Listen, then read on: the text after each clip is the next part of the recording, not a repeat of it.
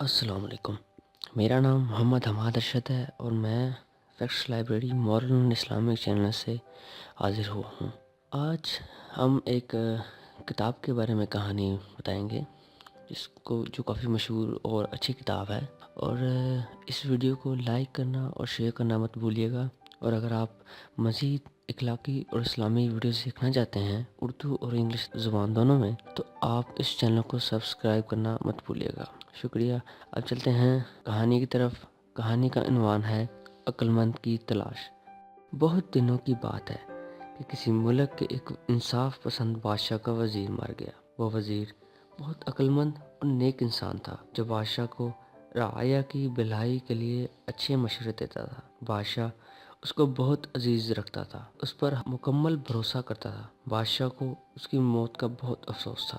بادشاہ اپنے درباریوں میں سے کسی کو بھی اپنا وزیر بنا سکتا تھا، لیکن اس نے فیصلہ کیا کہ وہ اپنے ملک کے ہی کسی عقل مند آدمی کو وزیر بنائے گا۔ بادشاہ اپنے ایک وفادار ملازم کے ساتھ رات کو بھیس بدل کر اپنی رعایا کے حالات جاننے کے لیے نکلتا تھا۔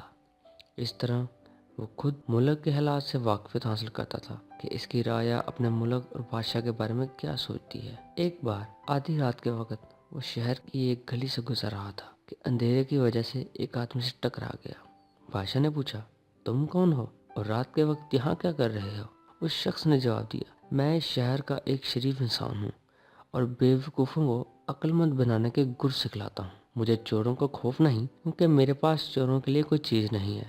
بادشاہ گھوم پھر کر اپنے محل پہنچا اور دوسرے دن اس نے حکم جاری کیا کہ شہر میں رات کے وقت ہر شخص ہاتھ میں چراغ لے کر نکلا کرے۔ جو شخص ایسا نہیں کرے گا اسے سخت سزا دی جائے گی۔ کچھ دنوں بعد بادشاہ رات کے وقت شہر کی ایک گلی سے گزر رہا تھا۔ وہ ایک آدمی سے ٹکرا گیا۔ بادشاہ کو بہت غصہ آیا اور اس نے پوچھا، تم کون ہو اور اس وقت یہاں کیا کر رہے ہو؟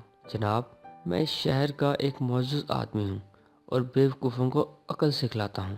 بادشاہ نے پہچان لیا کہ یہ وہی شخص ہے جو چند دن قبل اس سے ٹکرایا تھا۔ کیا تم نے بادشاہ سلامت کا حکم نہیں سنا کہ رات کے وقت ہر آدمی ہاتھ میں چراغ لے کر نکلا کرے؟ تم نے بادشاہ کے حکم کی تعمیل نہیں کی، اس سے تم کو سخت سزا ملے گی۔ بادشاہ نے غصے میں کہا، جناب والا، میرے ہاتھ میں چراغ ہے، آپ دیکھ سکتے ہیں۔ اس آدمی نے جواب دیا، مگر یہ روشن کیوں نہیں ہے؟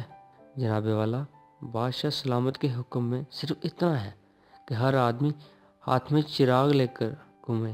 یہ حکم نہیں دیا کہ اس میں تیل بھی ہو اور وہ روشن بھی ہو۔ بادشاہ حیرت سے دیکھ رہا تھا۔ اس آدمی نے پھر کہا، میرا خیال ہے کہ بادشاہ کے دربار میں عقل مند وزیروں کا قحط ہے، ورنہ ایسا حکم صادر کرنے سے پہلے وہ بادشاہ سلامت کی توجہ دلاتے۔ میری دعا ہے کہ خدا ہمارے بادشاہ سلامت کو ایک عقل مند وزیر با تدبیر عطا فرمائے۔ بادشاہ یہ بات سن کر دل ہی دل میں بہت شرمندہ ہوا۔ وہ اس شخص کے ساتھ ساتھ چلنے لگا اور باتوں میں اس کے بارے میں ذاتی معلومات اس سے حاصل کر لیں۔ بادشاہ نے پوچھا، تمہارا پیشہ کیا ہے؟ اس نے جواب دیا، جناب والا، میں ایک مدرسے میں استاد ہوں اور عقل مند بنانے والی 2 عظیم کتابوں کا حافظ ہوں۔ اس کے علاوہ بہت ساری ایسی کتابیں پڑھ چکا ہوں جو انسان کو عقل مند بنا کر ان کو کامیاب انسان بنا سکتے ہیں۔ میرے استاد نے مجھ سے کہا تھا کہ اگر کوئی آدمی گلستان اور بوستان کی حکایتوں کو سمجھ کر پڑھے اور غور کرے تو ایک دن وہ عقل مند ترین آدمی بن کر کسی بادشاہ کے دربار میں جگہ پا سکتا ہے۔